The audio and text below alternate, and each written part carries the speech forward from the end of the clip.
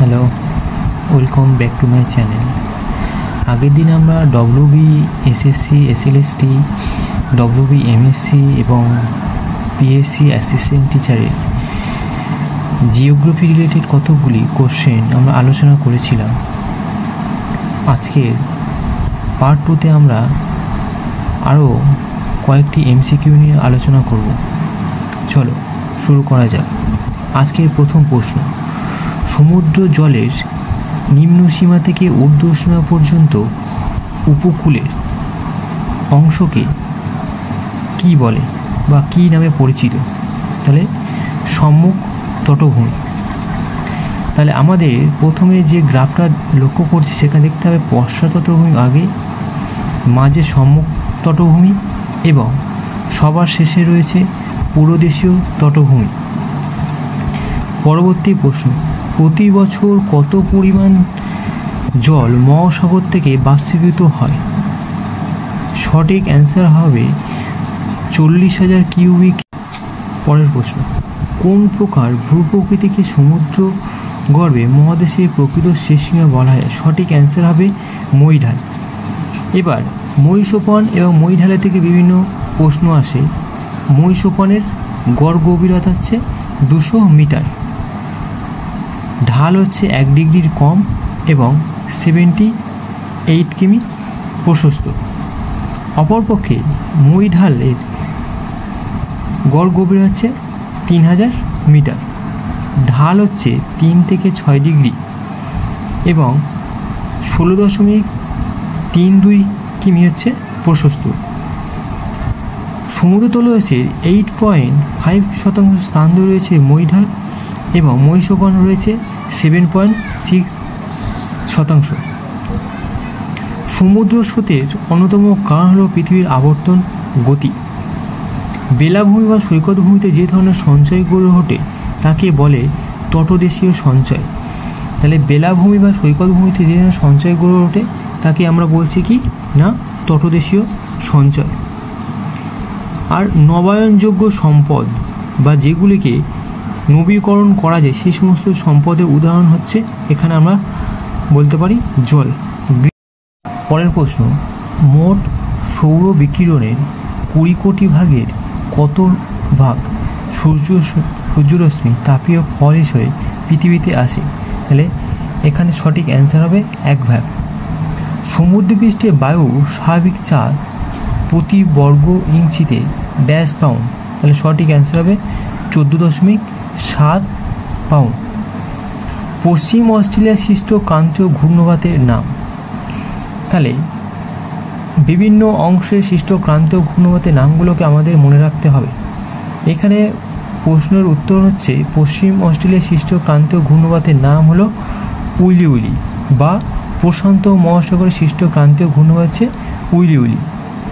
Typhoon হচ্ছে দক্ষিণ চীন সাগরে এবং টর্নেডো হচ্ছে মার্কিন যুক্তরাষ্ট্রের সৃষ্ট ক্রান্তীয় ঘূর্ণবাত। টর্নেডো হচ্ছে সবথেকে বিধ্বংসী ঘূর্ণবাত এবং টাইফুন হচ্ছে সবথেকে বৃহদাকার ঘূর্ণবাত। যে বায়ুপুঞ্জ সমচাপরেখা এবং সমতাপরেখার পরস্পরের সমান্তরালে অবস্থান করে সেই বায়ুপুঞ্জকে বলা হয় ব্যারোট্রপিক বায়ুপুঞ্জ। তাহলে সমচাপরেখা এবং সমতাপরেখা পরস্পরের সমান্তরালে অবস্থান করলে সেই বায়ুপুঞ্জকে আমরা বলি ব্যারোট্রপিক বায়ুপুঞ্জ। এবং ব্যারোক্লিনিক বায়ুপুঞ্জ যখন সমচাপরেখা এবং সমতাপরেখা পরস্পরের তির্যকভাবে অবস্থান করে তখন তাকে আমরা বলছি ব্যারোক্লিনিক বায়ুপুঞ্জ। সোলাম কথার অর্থ হচ্ছে মেঝে বা ভূমি। ইউএসডি শ্রেণীবিভাগ অনুসারে কৃষ্ণ মৃত্তিকা কোন বর্গের অন্তর্গত? তাহলে এখানে বিভিন্ন যে মৃত্তিকাগুলো রয়েছে কৃষ্ণ মৃত্তিকা, ল্যাটেরাইট মৃত্তিকা, চেস্টনাট, মরু মৃত্তিকা, এই সমস্ত মৃত্তিকাগুলোর আমাদের বর্গগুলো মনে রাখতে, এগুলো ভীষণ ইম্পর্টেন্ট। তাহলে কৃষ্ণ মৃত্তিকা হচ্ছে ভার্টিসল বর্গের অন্তর্গত, আর চেস্টনাট চার্নোজম হচ্ছে মলিসল বর্গের অন্তর্গত, অক্সিসল বর্গের অন্তর্গত হচ্ছে ল্যাটেরাইট এবং অ্যান্টিসল হচ্ছে পটজল বা রেগোসল বর্গের অন্তর্গত। মৃত্তিকাতে জল, জৈব পদার্থ এবং খনিজ পদার্থের সংযোজন মৃত্তিকা গঠনকারী কোন প্রক্রিয়ার অন্তর্গত? তাহলে মৃত্তিকাতে যখন জৈব পদার্থ, জল এবং খনিজ পদার্থের সংযোজন ঘটছে তখন সেই আমরা প্রক্রিয়া কি বলছি? রূপান্তর, স্থানান্তর, সংযোজন প্রক্রিয়া কোনোটাই নয়। তাহলে এটাকে আমরা কি বলবো? সংযোজন প্রক্রিয়া বলবো। ক্যাটেনা কথাটি কোন বিজ্ঞানী প্রথম ব্যবহার করেন? তাহলে ক্যাটেনার কথার অর্থ হচ্ছে শৃঙ্খল। তাহলে প্রথম ব্যবহার করেন কে? না মিলনে। 1935 খ্রিস্টাব্দে বিজ্ঞানী মিলনে প্রথম সয়েল ক্যাটেনার কথাই ব্যবহার করে। মৃত্তিকা অম্লত্ব, ক্ষারত্ব কী ধরনের ধর্ম? রাসায়নিক ধর্ম। পরের প্রশ্ন, মরিস কত সালে মৃত্তিকা ক্ষয়ের নিয়ন্ত্রকগুলিকে দুই ভাগে ভাগ করেন? তাহলে সঠিক উত্তর হবে এখানে 1968 সালে। অধ্যাপক বায়োস্ফিয়ার শব্দের অর্থ কী? বায়োস্ফিয়ার শব্দের অর্থ হলো জীবমণ্ডল। বিজ্ঞানী সুয়েজ 1875 সালে সর্বপ্রথম বায়োস্ফিয়ার শব্দটি ব্যবহার করেন।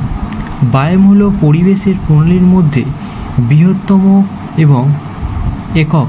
কে বলেছেন এ কথাটি? বলেছেন সিমসন। তার বিখ্যাত গ্রন্থ হচ্ছে বায়োলজিক্যাল প্রসেস, যেটা 1982 সালে প্রকাশ করা হয়। বায়ু দূষণের ফলে মানবদের যে রোগ হয় তা হলো ফুসফুসে ক্যান্সার। শক্ত পরিবেশে উন্মুক্ত হয়ে বিশৃঙ্খলার সৃষ্টি করে এই বিশৃঙ্খল অবস্থাকে কি বলে? এই বিশৃঙ্খল অবস্থা দুর্যোগ কয় প্রকার? দুর্যোগ বিভিন্ন জায়গায় বিভিন্ন রকমভাবে দেখা যাচ্ছে, কখনো 3 ভাগে, কখনো 2 ভাগে। তবে আমার দেখা ম্যাক্সিমাম বইগুলোতে বা আমরা যেটা পড়ে এসেছি সেগুলো হচ্ছে 3 ভাগে। দুর্যোগকে আমরা 3 ভাগে ভাগ করতে পারি। আচ্ছা, প্রাকৃতিক, আধা প্রাকৃতিক, আরেকটা হচ্ছে মনুষ্যসৃষ্ট। একইভাবে বিপর্যয়ও 3 প্রকার। নিচের কোনটি বিয়োজক খাদ্য শৃঙ্খল? তাহলে বিয়োজক খাদ্য শৃঙ্খল হচ্ছে পচা পাতা, লাভা, ছোট মাছ এবং বড় মাছ। এটা হচ্ছে। পরের প্রশ্ন, ইটাই রোগ কিসের সংক্রমণে হয়? তাহলে ইটাই রোগ কিসের সংক্রমণে হয়? না ক্যাডমিয়ামের প্রভাবে ইটাই রোগ হয়। 1912 সালে এটা লক্ষ্য করা গেছে। তাহলে পারদের প্রভাবে কী হয়? পারদের প্রভাবে মিনামেটা এবং সিসার প্রভাবে অ্যানিমিয়া রোগ হয়। শ্রমিকের গুরুত্বপূর্ণ উপাদান কী? তার অনুসারে গুরুত্বপূর্ণ উপাদান হচ্ছে জলবায়ু। বাণিজ্যিক মৎস্যচাষ বলতে কোন ধরনের মৎস্যচাষ বোঝায়? এখানে বাণিজ্যিক মৎস্যচাষ বলতে আমরা মেনলি যেটা করি সামুদ্রিক মৎস্যচাষকে বোঝায়। প্রকৃতি বা উপাদান অনুসারে খনিজ দ্রব্যগুলিকে কয় ভাগে ভাগ করা যায়? তাহলে প্রকৃতি বা উপাদান অনুসারে খনিজ দ্রব্যগুলিকে তাহলে 2 ভাগে ভাগ করা যায়। কৃষিকাজ কোন স্তরের অর্থনৈতিক কার্যাবলী? তাহলে প্রথম স্তরের অর্থনৈতিক কার্যাবলী। এবং কৃষিকাজে যুক্ত কর্মীদের তাহলে কি বলা হয়? না পিঙ্ক কালার ওয়ার্কার। পণ্যসূচক বা এমআই কি? তাহলে পণ্যসূচক বলছে কেন্দ্রীভূত কাঁচামালের ওজন ডিভাইডেড বাই উৎপাদিত দ্রব্যের ওজনকে আমরা এমআই বা পণ্যসূচক হিসাবে